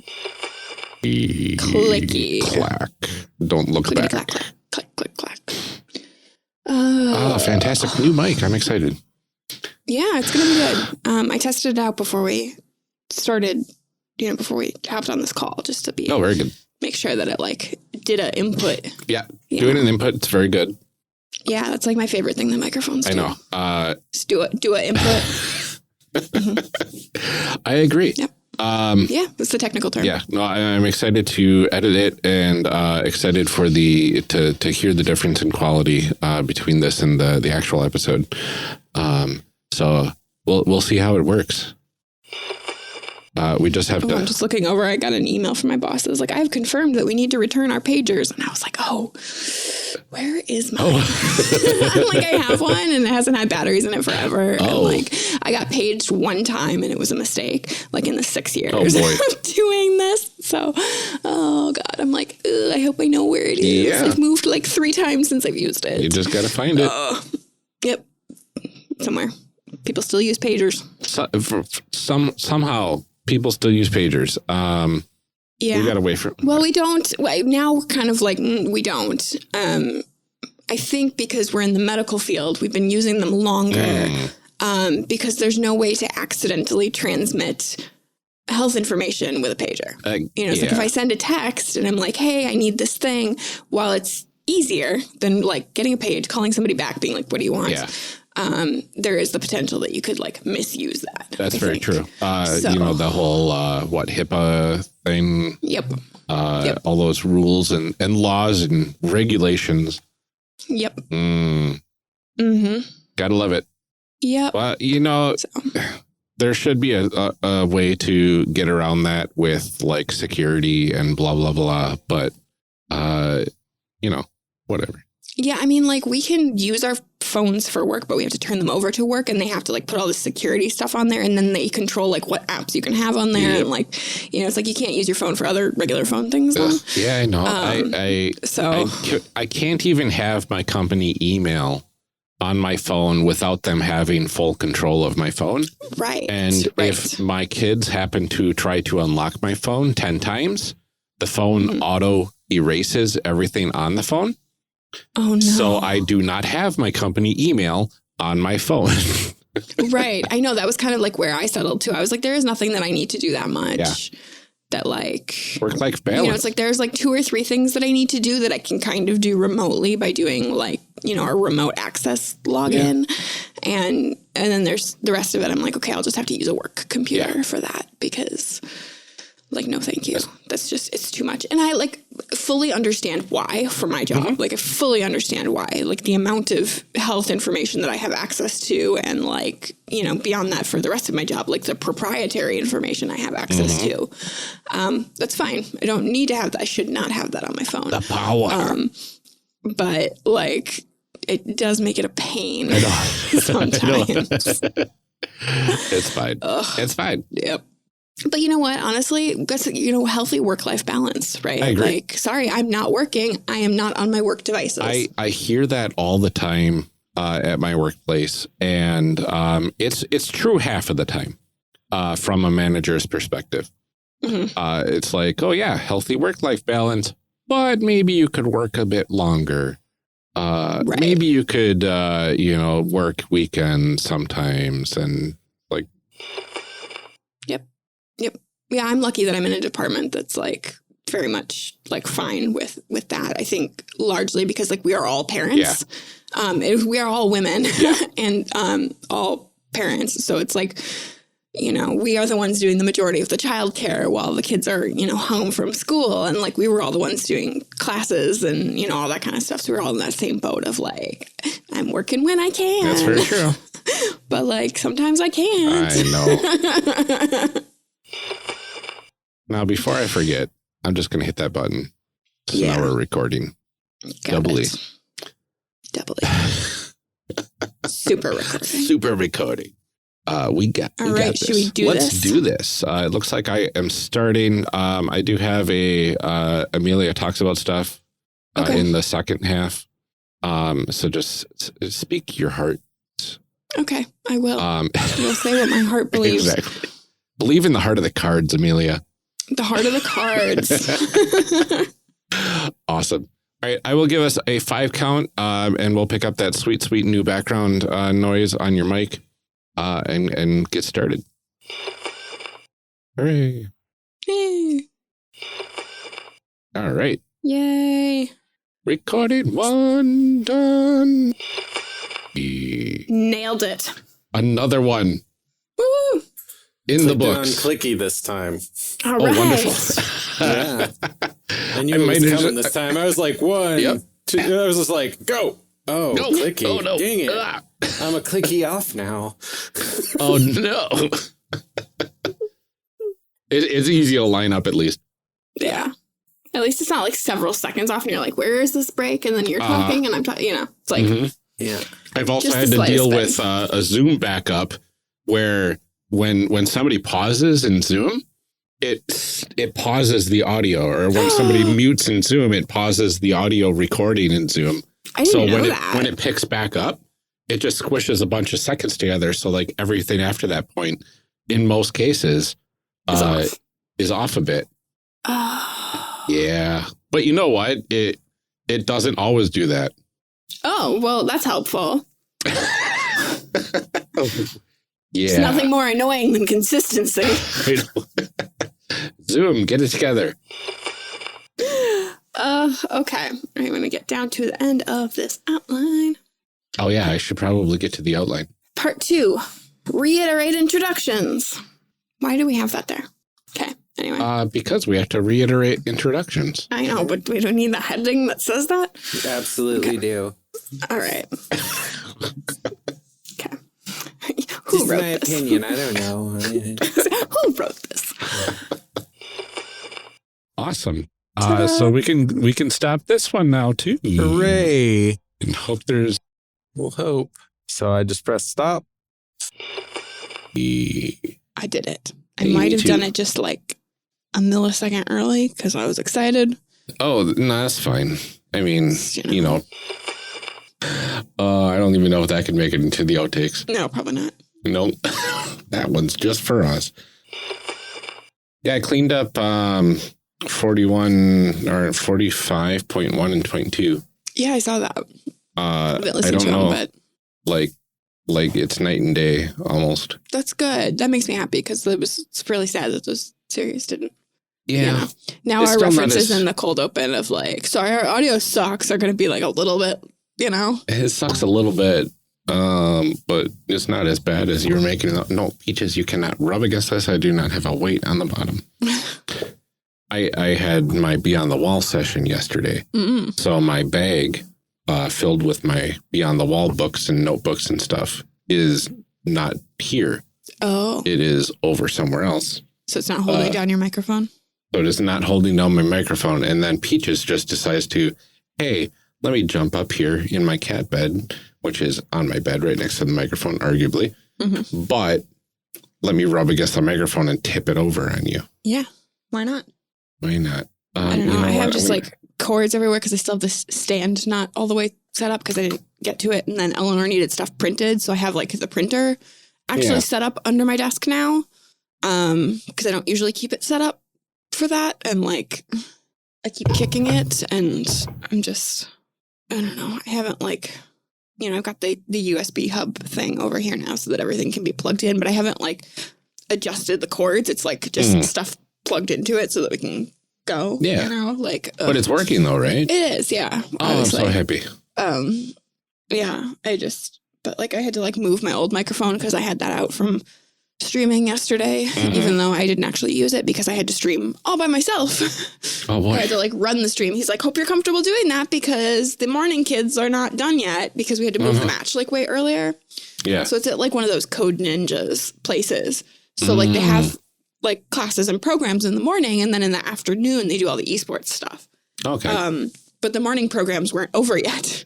Yeah. So usually the owner is the one that I do the stream with. And he was like, yeah, I still have kids here doing like the morning Code Ninjas program stuff. So you're in charge. And I was like, cool. Normally I just talk. I don't know what buttons do anything. Like I know how to like turn the stream on and off, but like I don't know how to like run the camera in the game. Oh, yeah. Because you have like an external, so it's like you have to like switch between characters and the objective. And, I'm like, so it probably is like the most seasick thing if you watch it, because like you'll switch to like one player or something and then they'll die, and it's like, okay, I gotta switch to somebody else, and it's like, okay, we're gonna follow this character now, and like I'm sure it's just like the most rambling mess ever. Oh, probably, because you're just talking to yourself for an hour. Yeah. Giving your hot takes on children's video gaming. I mean, that's where you have to just go into the golf announcer voice. Yeah. And here we have Kill X32 right. Pulling out the shotgun. That's the other part too, is that like they don't have they have like the names up on the screen of like what computer they're using. It's not their actual gamer tags. So like I don't remember who sits in what spot other than Nate. So like I'm like, okay, I know that XPL3 is Badgerfish 7, but I don't know like the other kids, like which one is Silver, which one is like Soldier 78, which one is like, I don't, They need they need numbers on their backs, and well, they do, but I don't names. sit in the room with them. They have all that, so that makes sense. You don't want to distract them, right? Yeah. They don't want my like running commentary on what they should or shouldn't be doing. Exactly. So I'm in a different room. I can see them like on like the security camera. Yeah. I'm in like the back, like coffee break room. Oh, there you go. It's not good acoustics. It's not. It's just like me and a laptop. That happens. Yeah, it was a little like I sat down and he's like, hope you're ready to do it by yourself. And I was like, hope you're glad I'm here. Like, volunteer parents. I know. But it was funny because like I got there and like all of a sudden I hear Ian go, she's here. And he's like, okay, good. Like, great. Saved your ass again. Yeah. Take that, somebody. Yeah, you esports people. Esports people that don't even take into account our Sims 4 idea. Yeah. Come on, XP League. XP League. XP stands for Sims. No, I'm pretty sure it just stands for experience points like it does anywhere else, Ryan. 4 with the PH. Nate made me buy Sims 4, though, entirely so that we could figure out this esports thing. I mean, you might as well. I haven't played it yet, but... Well, you just need one person to play it. Yeah. And 3 people shouting behind. Right. Nate played it, and I stood behind him. That's a good approximation. Yeah. Yeah. There you go. I fixed my microphone weight issue. I had a copy of Phoenix Dawn Command behind me. I saw you pull that off the shelf, and that's a beastie. That is a beastie heavyweight book. Yeah. / box set full of cards as well.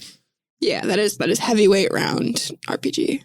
Yeah, that's not going to tip over anymore. No. I'm going to have to pick it up because I feel bad about it being on the floor partially. Yeah. But, whatever. Desperate times. Well, shall we do a cold open? Yeah, we shall. We shall.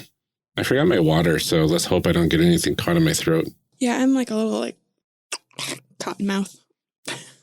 Yeah, it happens. When you sleep all day. Yeah. Yeah, it's been a lazy day here too. I've been just prepping for a For Fun campaign with Victoria and a bunch of others. So it's like 8 players. Dang. Yeah, it's wild, but it's like I don't understand this For Fun thing. I know, right? We took 10 or 11 months to play out 2 days in the game that we're playing for Beyond the Wall. And we finally finished yesterday. So we finally finished the one adventure that we were on for 10 or 11 months. Yeah.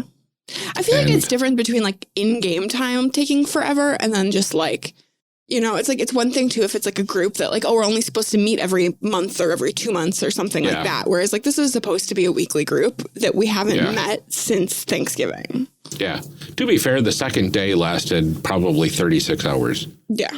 Because our characters stayed up all night trudging through a forest, cutting up some alien pods that sprouted from a meteorite seed. As you do. That were stealing souls from the village. Oh. Like you do. Like you do. Yeah, it's a trope for a reason. But yeah, it was fun. And then our characters were exhausted. We saved the lives of everybody we didn't kill. And you know, it's good. We saved the lives of everyone we didn't kill.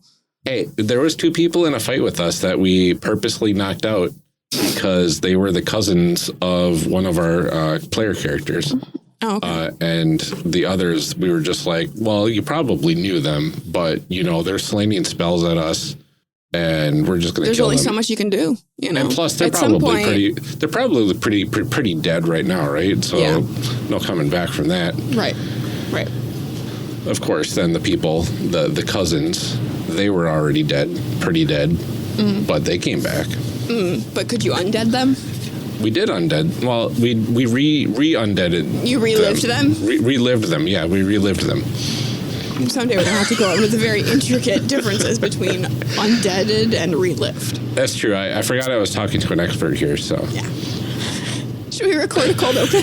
Okay. Yes, sorry. Oh, no. Okay, well, hold on. 1 second. Hey, Google. Turn off my furnace. There we go. So now we just got to wait a moment for these massive background bumpies to stop. It really trails off. Like, as soon as I'm done talking, it goes... just clamps down. Like a spaceship landing? Like, yeah, it's pretty bad. I was going to try and make a spaceship landing sound, and then for some reason it just like wasn't working, so I just gave up halfway through. I was just looking at my waveforms, like, okay, I should be ready. How are my waveforms looking? And then I'm like, wait a minute, there's a big thick line in the middle there. And then I hear the static in my ears every time I talk. Is it like thick with 2 C's? Yeah. And a U somewhere in there. Whoa. Okay. Sure. I don't know. Okay. All right. I'm going to do a 5 count and then we'll go. Oh boy. All right. Or are you done I'm bumping? still waiting for the furnace to turn off. Oh, okay. It said, sure, turning hallway thermostat off, but I don't believe it yet. While we're waiting, the Encanto soundtrack is on repeat in my brain. Are you going to sing it for us? Are you going to perform it for us? Let's see. Nate said that like one of his classmates has been playing We Don't Talk About Bruno like on repeat constantly to the point where he's like tired of it because as soon as he hears it, he also hears the rest of his class yelling at this kid to turn it off. Which like that sucks. Turn it off. No, not again. We don't talk about Bruno. No. Yeah, I'm not even going to try and sing on a microphone while it's recorded that you could potentially release to the world. I'm not giving you that kind of power. No, please don't. That's fine because we're done with the furnace. Okay. All right. So now I will do a 5 count. Now you can do a true 5 count. The bumpies are gone. Okay. Future. For now, before we let you get to the outtakes. That was an outtake right there. I know, right? Now you have to leave it in because I mentioned it. Oh, no. We did it. Woo! I'm going to find my stop button. I think it's right over here.